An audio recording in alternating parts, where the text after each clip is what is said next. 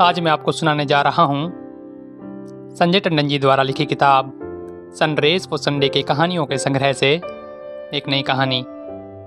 कहानी का नाम है क्या आप मुझे अपनाएंगे। ये कहानी उस सिपाही की है जो वियतनाम युद्ध के बाद आखिरकार अपने घर जा रहा था। उसने सेंट फ्रांसिस्को शहर से अपने माता पिता को फ़ोन किया।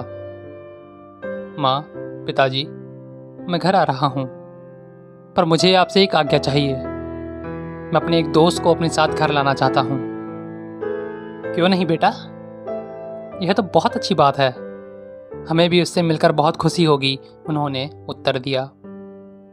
पर आपको एक बात बताना बहुत ज़रूरी है, बेटे ने अपनी बात जारी रखते हुए कहा। युद्ध में वो बुरी तरह जख्मी हो गया है। एक हादसे में उसका एक पैर और हाथ कट चुका है। उसका कोई और ठिकाना नहीं है, इसलिए मैं उसे अपने साथ घर लाना चाहता हूँ। बेटा, यह सुनकर बहुत दुख हुआ। शायद हम उसके रहने के लिए कोई दूसरी जगह तलाशने में उसकी मदद कर सकते हैं। नहीं माँ, मैं उसे अपने साथ घर पर रखना चाहता हूँ। बेटा, शायद तुम जानते नहीं हो कि तुम क्या कह रहे हो। ऐसे किसी अपाहिज को अपने साथ घर पर रखना भारी बोझ है। हमारा भी तो अपना निजी जीवन है और हम नहीं चाहेंगे कि कोई दूसरा हमारे जीवन में इस तरह दखल दे। मेरा विचार है कि तुम दोस्त की चिंता छोड़कर अकेले ही घर आ जाओ। वो खुद अपने जीने का कोई ना कोई रास्ता ढूंढ लेगा।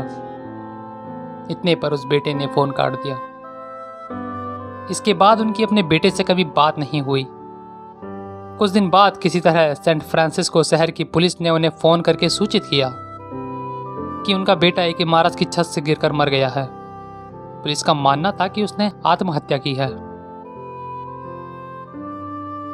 दुख के मारे माता पिता इतना सुनते ही हवाई जहाज पकड़कर सेंट फ्रांसिस्को पहुंचे और उन्हें अपने बेटे की लाश की शिनाख्त करने के लिए वहां के मुर्दाघर ले जाया गया। उन्होंने उसे पहचान लिया, यह उनके ही बेटे की लाश थी।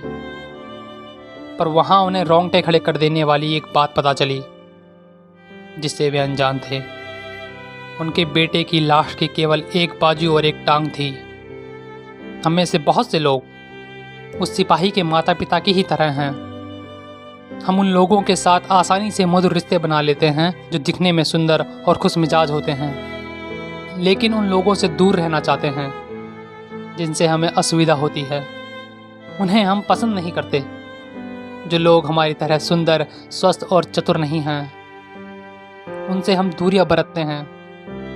सौभाग्य से इस संसार में ऐसा कोई है जो हमारे साथ ऐसा व्यवहार नहीं करता।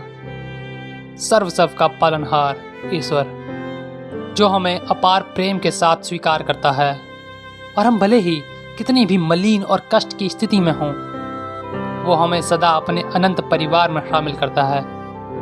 आज रात सोने से पहले एक छोटी सी प्रार्थना करें कि हे ईश्वर, हमें वो साहस दो जिससे हम लोगों को जैसा वे हैं उसी रूप में स्वीकार करना सीखें, और उन लोगों के साथ आपसी समझबूझ बनाने में हमारी सहायता करें जो हमसे भिन्न और कम भाग्यशाली हैं।